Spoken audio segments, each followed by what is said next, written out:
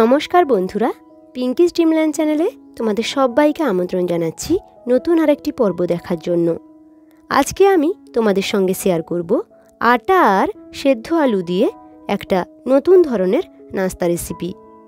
হাতে মাত্র 10 মিনিট সময় থাকলে এই নাস্তাটি তোমরা যখন খুশি বানিয়ে নিতে পারো। আটা আর আলুর এই নাস্তাটি আমি একেবারে কম তেলে তৈরি করে দেখাবো। এই নাস্তাটি খেতে অনেক বেশি টেস্টি হয়। একবার বানিয়ে খেলে রোজ বানাতে ইচ্ছে করবে। তো চলো বন্ধুরা, আমি একেবারে সহজ পদ্ধতিতে এই নাস্তাটি তোমাদের বানিয়ে দেখাবো। নাস্তাটা বানানোর জন্য প্রথমে আমি 1.5 বাটি আটা নিয়ে নিয়েছি। এখন স্বাদ মতো কিছুটা নুন দিয়ে দিচ্ছি।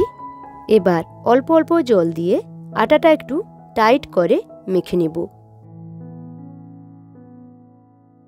দেখো, আটার ডোটা এখন আমার তৈরি হয়ে গেছে।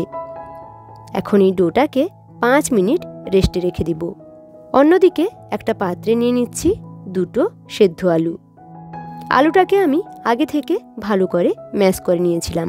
সঙ্গে দিয়ে দিচ্ছি একটা বড় সাইজের পেঁয়াজ কুচি, কিছুটা কাঁচা লঙ্কা কুচি, অল্প কিছুটা ধনেপাতা কুচি, 1 চামচ গোটা জিরে, 1 চামচ কাশ্মীরি লঙ্কার গুঁড়ো, 1 চামচ হলুদ গুঁড়ো, স্বাদ মতো লবণ, কিছুটা গোলমরিচের গুঁড়ো, কিছুটা চাট মশলা দিয়ে দিচ্ছি, আর দিচ্ছি 1 প্যাকেট ম্যাগি মশলা, আর 1 চামচ জিরে গুঁড়ো দিয়ে দিচ্ছি। এখন সমস্ত কিছুকে হাত দিয়ে ভালো করে মেখে নেব। দেখো, আলুর মশলাটা এখানে আমার রেডি হয়ে গেছে। এদিকে আটার ডোটাও সেট হয়ে গেছে। এবার এটাকে একটু শুকনো ময়দা ছড়িয়ে লম্বা রোলের মতো বানিয়ে নিচ্ছি। তারপর এটাকে 2 ভাগ করে নিচ্ছি। এবার একটি ভাগকে বড় রুটির মতো বেলে নেব। বাড়িতে নর্মাল যেমন রুটি বেলি তার থেকে একটু মোটা রাখব। এখন একটা এরকম স্টিলের গ্লাস দিয়ে গোল গোল করে নাস্তাগুলোকে কেটে নেব। আর এক্সট্রা যে অংশগুলো থেকে যাচ্ছে সেগুলোকে আবারও আমি রুটির মতো বেলে এভাবে কেটে নেব। দেখো, এখন সবগুলো নাস্তাকে আমি একইভাবে কেটে নিয়েছি। এবার প্লেটের ওপর নাস্তাগুলো রেখে তার উপর 1 চামচ করে আলুর পুর দিয়ে দিচ্ছি। আলুর পুরটা একটু বেশি করে দিলে নাস্তাগুলো খেতে অনেক বেশি ভালো লাগবে। এবারে নাস্তাগুলোকে এইভাবে 2 হাতের সাহায্যে একটু চেপে দিব। দেখো, এখানে একটি নাস্তা আমার তৈরি হয়ে গেল। আর এইভাবে একে একে সবগুলো নাস্তাকে রেডি করে নেব। এখন একটা বাটিতে নিয়ে নিচ্ছি 1/4 কাপ আটা। আটার পরিবর্তে তোমরা এখানে ময়দাটাও দিতে পারো। স্বাদ মতো কিছুটা নুন দিয়ে দিচ্ছি।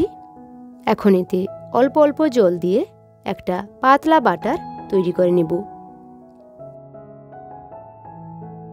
দেখো, এর ঘনত্বটা এরকম রাখতে হবে। এবার এতে কিছুটা ধনেপাতা কুচি দিয়ে দিচ্ছি।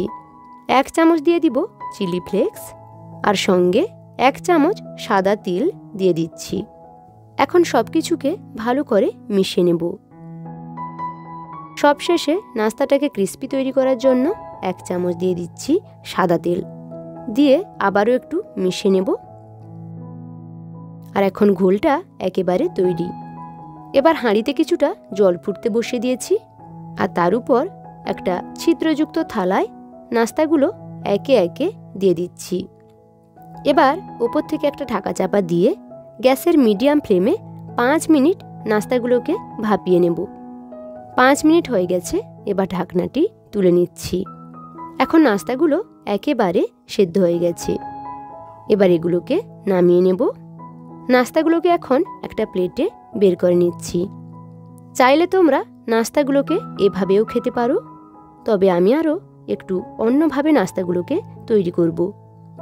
তার জন্য একটা ফ্রাই প্যানে কিছুটা তেল দিয়ে তেলটাকে ভালো করে গরম করে নেব। তেলটা গরম হয়ে গেলে নাস্তাগুলোকে এভাবে বাটারে কোট করে তেলে ছেড়ে দিচ্ছি। তোমরা চাইলে নাস্তাগুলোকে ডুবো তেলেও ভেজে খেতে পারো, তবে আমি এখানে অল্প তেলে নাস্তাগুলোকে ভেজে নেব। নাস্তাগুলোর এক পাশ ভাজা হয়ে গেলে অপর পাশ উল্টে দেব, আর এদিকটাও ভালো করে ভেজে নেব। এই নাস্তাগুলো ভাজতে একদমই বেশি সময় লাগে না, খুবই অল্প সময়ের মধ্যে ভাজা হয়ে যায়।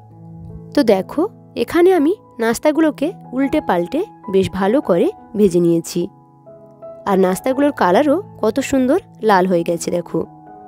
এবার এগুলোকে একটা প্লেটে তুলে নেব। তো দেখো বন্ধুরা, এখানে কত সহজে তৈরি হয়ে গেল গরম গরম ক্রিস্পি নাস্তা। আর নাস্তাগুলো দেখতে কত সুন্দর লাগছে দেখো। আটা আর আলুর এই মশলাদার নাস্তাটা তোমরা বিকালের জলখাবারে বানিয়ে নিতে পারো, খেতে ভীষণ টেস্টি হয়। আমি একটি নাস্তা তোমাদের ভেঙে দেখিয়ে দিচ্ছি।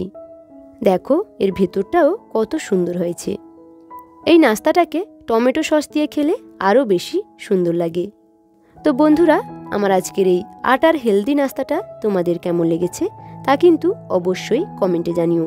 যদি ভালো লেগে থাকে তাহলে অবশ্যই চ্যানেলটিকে সাবস্ক্রাইব করে দিও। আজকের মতো এখানে বিদায় নিব। সবাই ভালো থেকো, সুস্থ থেকো। ধন্যবাদ।